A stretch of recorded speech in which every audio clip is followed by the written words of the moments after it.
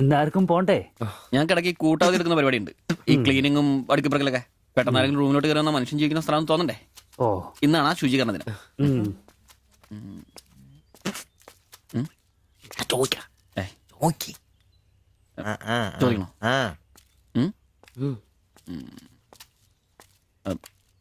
Bye, ചോദിക്കുന്നത് ശരിയാണോന്നറിയില്ല. എന്താ? ഇന്നലെ മുറിയിൽ നിന്നൊരു ബഹളം കേട്ടു. പിന്നെ ഭാഷ മനസ്സിലാവാത്തോണ്ട് കാര്യം എന്താന്ന് മനസ്സിലായില്ല. വേറൊന്നും കൊണ്ട് ചോദിച്ചല്ല, ബഹളം ഇപ്പൊ പതിവാണ്. ചോദിച്ചത് തെറ്റായി പോയെങ്കിൽ. ഏയ്, മാത്തച്ചൻ സാറിന്റെ കൂട്ടുകാരന്റെ കമ്പനിയിൽ ജോലി കിട്ടിയപ്പോ എല്ലാം ഭാഗ്യായിരുന്നു കരുതിയതാ. പക്ഷെ കമ്പനി പൂട്ടിയപ്പോ ആ പ്രതീക്ഷ ഇല്ലാതായി. പട്ടിണി കടക്കാതിരിക്കാൻ പാടുപടുക. ഒരു ഭാര്യയ്ക്ക് പൊട്ടിത്തെറിക്കാൻ ഇതൊക്കെ പോരെ? നിങ്ങൾ ഇപ്പൊ വിചാരിക്കും ഇയാൾക്ക് വല്ല കൂലിപ്പണിയും ചെയ്ത് കുടുംബം നോക്കിക്കൂടെ? ശരീരമാണെങ്കിൽ ഒരു ജോലി ചെയ്യാൻ ഹൃദയത്തിന്റെ ബൾബുകൾ സമ്മതിക്കില്ല. ശരീരം വേർത്താൽ അവൻ പണി മുടക്കും. ചെറുപ്പം തൊട്ടേ ഉള്ളതാ. ചെറിയൊരു ഓപ്പറേഷന്റെ കാര്യമേ ഉള്ളൂ. പക്ഷേ തുക വലുത് വേണം. അതിനൊക്കെ എവിടെ വരുമാനം? ഇപ്പൊ അവളുടെ പ്രശ്നം ഞാൻ അവളെ ജോലിക്ക് വിടുന്നില്ല എന്നാണ്. മലയാളം പോലും അറിയാത്ത അവൾ എന്തു ജോലി ചെയ്യാം? ആകെ അറിയുന്നത് വല്ലവരുടെ വീട്ടിൽ പാത്രം കഴുകുക എന്നതാണ്. ഞാൻ ജീവിച്ചിരിക്കുമ്പോൾ അവളത് ചെയ്യണ്ട. അതാ എന്റെ തീരുമാനം.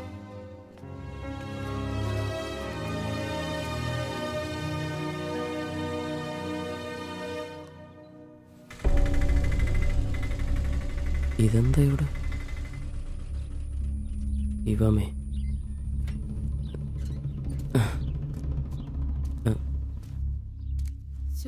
എന്നാലും കഷ്ടായി പോയല്ലേ?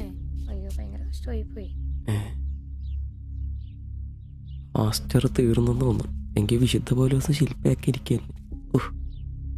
ചേട്ടാ, എന്താ പ്രശ്നം? ആ പാസ്റ്റർ മോളില്ലേ, കോളേജ് കുമാരി, അവള് ഒരുത്തന്റെ കൂടെ ഒളിച്ചോടി പോയി.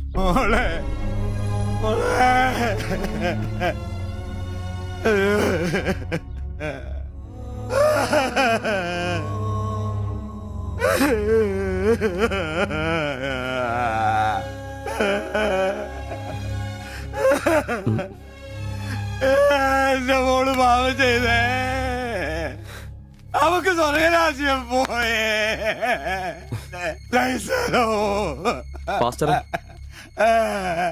എടാ, അവള് പോയടാ. അവക്ക് സ്വർഗരാജ്യം പോയടാ. അല്ലടോ, അവള് രക്ഷിക്കപ്പെട്ടു. എന്നാ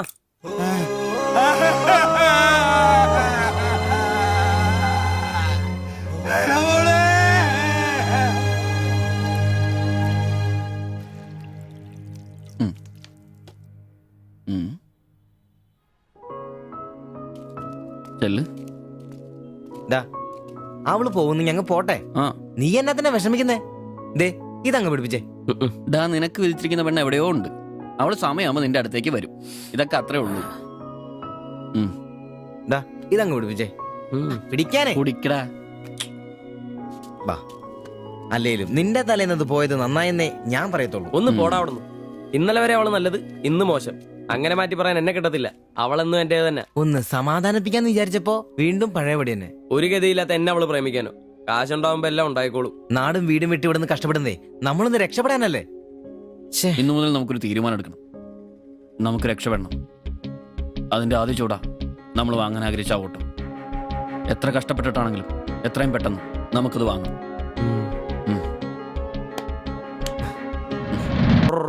ഒന്ന് മിണ്ടായിരടക്കോ, നേരമായല്ലോ.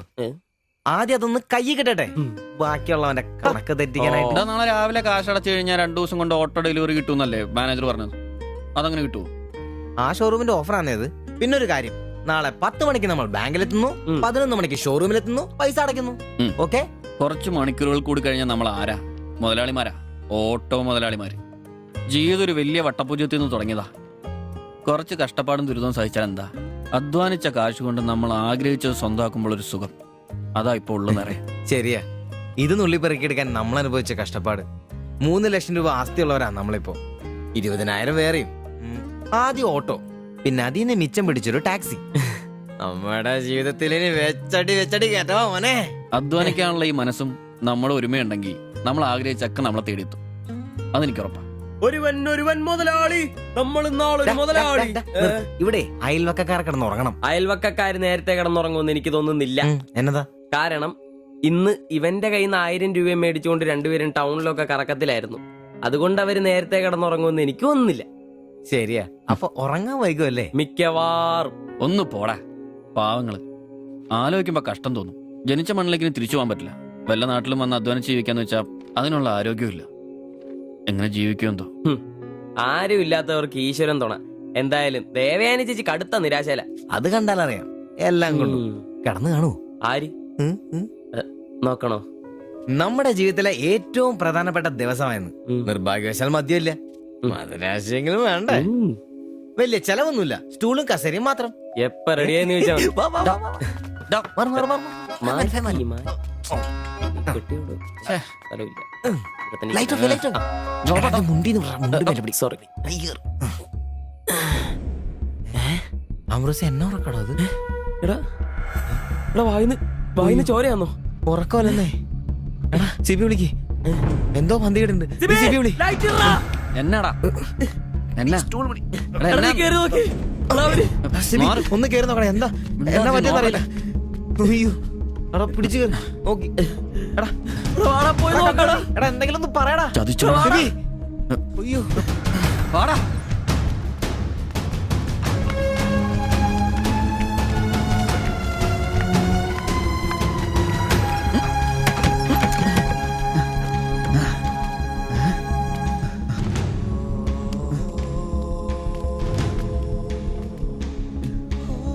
Bye bye. എടാ വിഷമാടാ. ജീവനുണ്ടടാ, വണ്ടി വിളി വേഗം.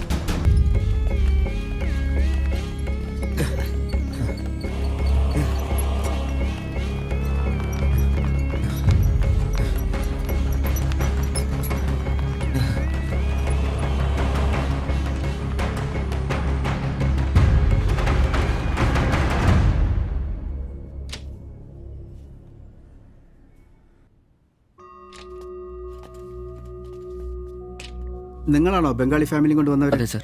നിങ്ങൾ അവരുടെ? തൊട്ടപ്പുറത്തുള്ളവരാ. ഓ, അവർക്കിപ്പോ ആ ഒന്നും പറയാറായിട്ടില്ല. 24 hours കഴിയാതെ ഒന്നും പറയാൻ പറ്റില്ല. ഉം.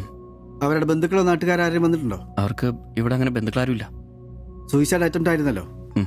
നിയമപ്രകാരം ഇത് പോലീസിൽ അറിയിക്കേണ്ടതാണ്. മാത്തച്ചൻ സാർ എന്നെ വിളിച്ചിരുന്നു. ഇപ്പോൾ തൽക്കാലം ഞാനിത് പോലീസിൽ അറിയിക്കുന്നില്ല. ഉം. പക്ഷെ അവർക്ക് എന്തെങ്കിലും സംഭവിച്ചാൽ ഐ എം ഹെൽപ്ലെസ്. സാറിനോട് ഞാൻ അത് പറഞ്ഞിട്ടുണ്ട്. ഉം.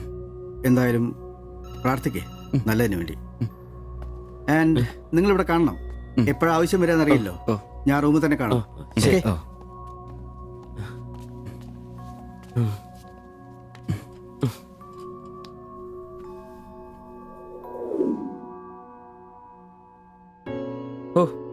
ഓർക്കാൻ പറ്റുന്നില്ല.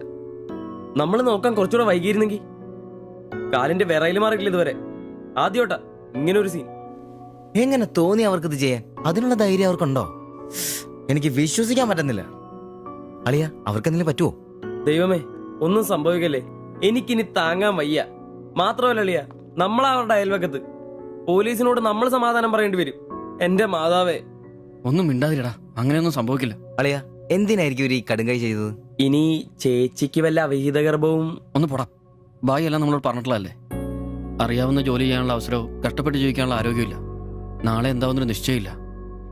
ജീവിതം കൈവിട്ടു പോയെന്ന് അവർ ചിന്തിച്ചു കഴിഞ്ഞാൽ തെറ്റു പറയാൻ പറ്റുമോ? നീ എന്തേ പറഞ്ഞു വരുന്നത്? അവരിത് ശരിയാന്ന? അവർ ചെയ്തത് ശരിയാണെന്നല്ല, നമ്മൾ ചെയ്തത് തെറ്റാണെന്ന്. അതിന് നമ്മൾ എന്നാ ചെയ്തു? നമ്മളൊന്നും ചെയ്തില്ല, അതാണ് തെറ്റ്. ബായുടെയും ചേച്ചിയുടെയും പ്രശ്നങ്ങൾ ആകെ അറിയാവുന്ന നമുക്കാ. അവർക്ക് വേണ്ടി നമ്മൾ എന്തെങ്കിലും ചെയ്തിട്ടുണ്ടോ? എനിക്കതൊന്നും അറിയത്തില്ല. ഇവിടെ ഒരു ഗതിയും പരഗതിയില്ലാത്ത നമ്മൾ എന്താ ചെയ്യാനാ? എടാ, എല്ലാം തികഞ്ഞിട്ട് ആർക്കും ആരെയും സഹായിക്കാൻ പറ്റിയല്ല. ഇനി അതൊന്നും പറഞ്ഞിട്ട് കാര്യമില്ല. ഇനി അവർക്കൊന്നും സംഭവിക്കാതിരിക്കാൻ വേണ്ടി പ്രാർത്ഥിക്കാം. അതിനെ കഴിയൂ.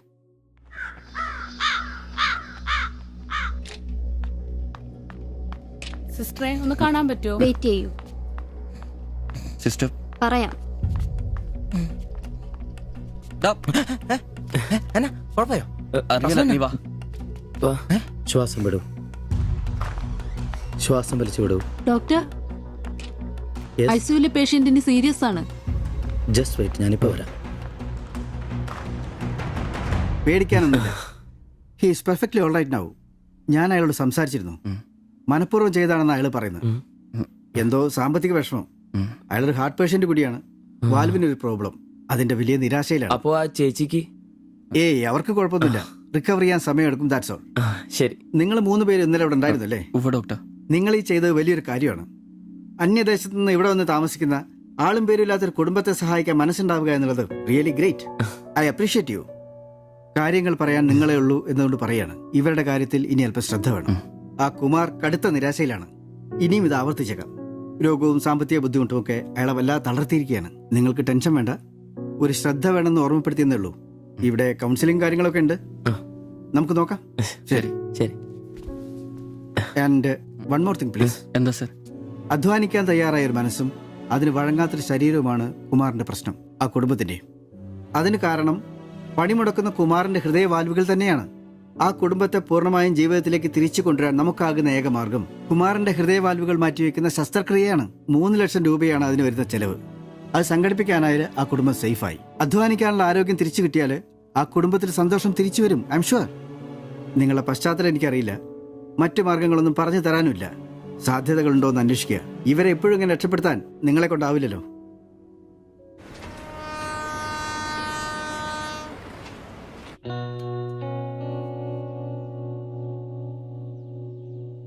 ഇന്നാണ് ഓട്ടോ ബുക്ക് ചെയ്യേണ്ട ദിവസം. അവരിങ്ങനെ ആശുപത്രി കിടക്കുമ്പോ അയാളുടെ ഓപ്പറേഷനുള്ള പൈസ നമുക്ക് കൊടുത്താലോ? നിനക്കെന്നെ പ്രാന്താന്നോ?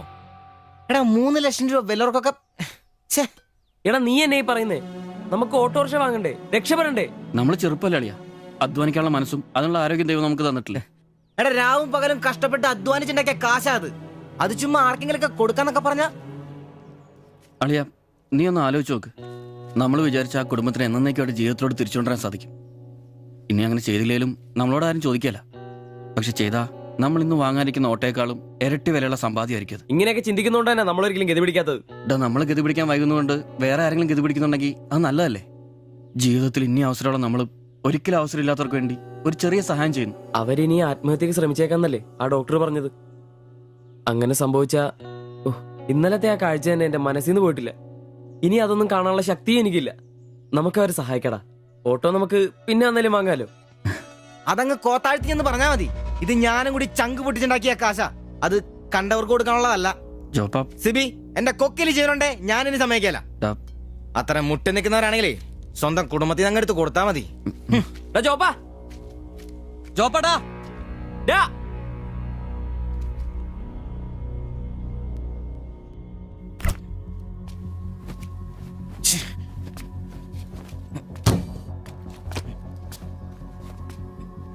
ജോപ്പാ,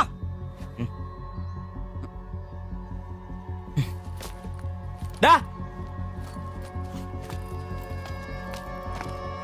ജോപ്പ നിനക്കെന്താ പ്രാന്താണോ? ജോപ്പ നിന്റെ വാരെന്താ പഴാണോ? ഇതൊക്കെ കെട്ടിപ്പറക്കി എങ്ങോട്ടാണ്? ഒരുമിച്ചുള്ള പൊറുതി ഞാനങ്ങ് നിർത്തി. ജോപ്പ ഒരു നിസ്സാര കാര്യത്തിന് വേണ്ടിട്ട് വെറുതെ. നിസ്സാര കാര്യോ? അത് നിനക്കും ഇവനും അന്തസ്സോടെ ജീവിക്കാൻ ഞാൻ ഉണ്ടാക്കിയ എന്റെ കാശ് വേറൊരാളെ തീറ്റിക്കാൻ ഞാൻ സമ്മതിക്കില്ല. നീ എന്നെ ചൂടാവുന്നേ ഒരു നല്ല കാര്യത്തിന് വേണ്ടിയല്ലേ, അല്ലാതെ വെള്ളം അടിച്ചു കളയാൻ വേണ്ടല്ലോ. ഞാൻ വേറൊന്നും പറഞ്ഞില്ലല്ലോ. നല്ല കാര്യം ചെയ്യാൻ അവനവന്റെ പൈസ നിർത്താൻ മതി. ആ 3 ലക്ഷത്തിൽ തൊടാൻ ഞാൻ സമ്മതിക്കില്ല. നിങ്ങൾ എന്തൊക്കെ പറഞ്ഞാലും ഞാൻ ഇനി സമ്മതിക്കില്ല. സമ്മതിക്കാതിരിക്കാൻ നിന്റെ തന്ത ഉണ്ടാക്കിയ കാശ്. എന്റെ തന്ത ഉണ്ടാക്കിയ കാര്യമല്ല പറഞ്ഞത്, ഞാനും കൂടി ഉണ്ടാക്കിയ മുതലായത്. നിനക്കൊക്കെ എന്റെ വിഹിതം തിരിച്ചോളാം. നിന്റെ അടുത്ത് അഭിപ്രായം ചോദിച്ചേ ഉള്ളൂ. നിന്റെ പൈസ നിനക്ക് എന്നാന്ന് വെച്ചാൽ ചെയ്യാം. ഒരാളും നിന്റെ അടുത്ത് ഒന്നും ചോദിക്കില്ല. ദാരിദ്ര്യത്തിലും പട്ടിണിയിലും ഇത്രയും കാലം ഒരുമിച്ച് വെച്ചിട്ട് കാശിന്റെ പേരിലും ഇതുവരെ നമുക്കിടയിൽ എല്ലാത്തിനും ഒരു തീരുമാനം ഉണ്ടായിട്ടുള്ളൂ. ഇതിലും അങ്ങനെ തന്നെ മതി. ജോപ്പ നിനക്ക് ഇഷ്ടമല്ലെങ്കിൽ വേണ്ട. നമ്മൾ അധ്വാനിച്ച പൈസ നമ്മൾ തന്നെ അനുഭവിക്കുന്നു. നമ്മളൊരു ഓട്ടോ ബുക്ക് ചെയ്യുന്നു, അവരവരുടെ വിധിക്ക് വിടുന്നു.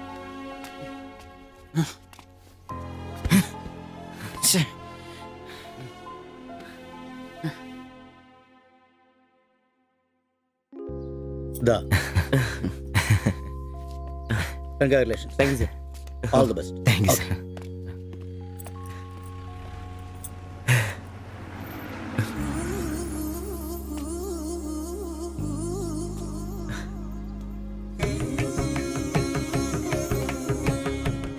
ഓട്ടോ പുറത്തിറങ്ങുന്ന മുമ്പേ ചെറിയൊരു ചടങ്ങ്.